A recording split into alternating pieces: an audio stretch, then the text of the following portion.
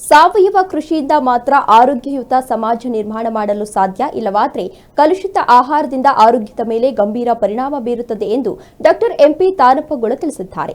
ಬಾಗಲಕೋಟೆ ಜಿಲ್ಲೆಯ ರಬಕವಿ ಬನಹಟ್ಟಿ ತಾಲೂಕಿನ ಕುಲಹಳ್ಳಿ ಗ್ರಾಮದ ಶ್ರೀ ಶಿವಲಿಂಗೇಶ್ವರ ಇಂಡಿಯನ್ ಗ್ಯಾಸ್ ಆವರಣದಲ್ಲಿ ಶ್ರೀ ಡಿಎಸ್ ಬಾಗಲಕೋಟೆ ಗ್ರಾಮೀಣಾಭಿವೃದ್ಧಿ ಸೇವಾ ಸಂಸ್ಥೆ ಇವರ ಸಹಯೋಗದಲ್ಲಿ ಕೃಷಿ ದಾಸೋಹಿ ರೈತ ಉತ್ಪಾದಕರ ಸಂಸ್ಥೆ ಉದ್ಘಾಟನೆ ಹಾಗೂ ಎಸ್ಎಸ್ಎಲ್ಸಿ ಮತ್ತು ದ್ವಿತೀಯ ಪಿಯುಸಿಯಲ್ಲಿ ಹೆಚ್ಚು ಅಂಕ ಪಡೆದ ವಿದ್ಯಾರ್ಥಿಗಳಿಗೆ ಪ್ರತಿಭಾ ಪುರಸ್ಕಾರ ಹಾಗೂ ಉತ್ತಮ ಶಿಕ್ಷಕರಿಗೆ ಪ್ರಶಸ್ತಿ ಪ್ರದಾನ ಕಾರ್ಯಕ್ರಮದಲ್ಲಿ ಅವರು ಮಾತನಾಡಿದರು.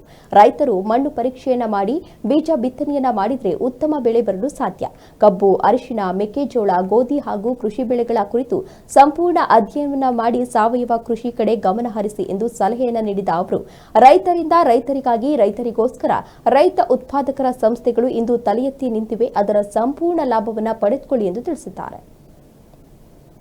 ಈಗ 200ರಿಂದ 250 ಜನ ರೈತರು ನನ್ನ ಲೈನ್ಸ್ ಸಂಸ್ಥೆಯ ಒಂದು ಅಂಡರ್ನೊಳಗ ಅಲ್ಲಿ ಒಂದು ದ್ರೋಣ್ ಮುಖಾಂತರ ಪ್ರಾತ್ಯಕ್ಷಿಕೆ ಮಾಡಿದೆ.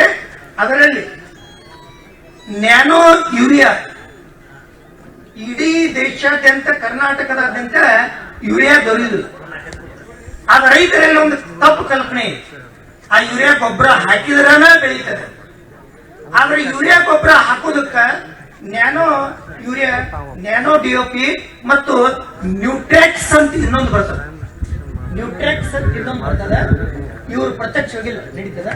ಇವರು ಪ್ರತ್ಯಕ್ಷವಾಗಿ ಇವರೇ ಬಂದು ತಮ್ಮ ದ್ರೋಣ್ ಮೂಲಕ ನನ್ನ ಹೊಲದೊಳಗೆ ಸುಮಾರು 7 ಎಕರೆ ಕಬ್ಬಿಗೆ ಹೊಡೆದಿದ್ದಾರೆ.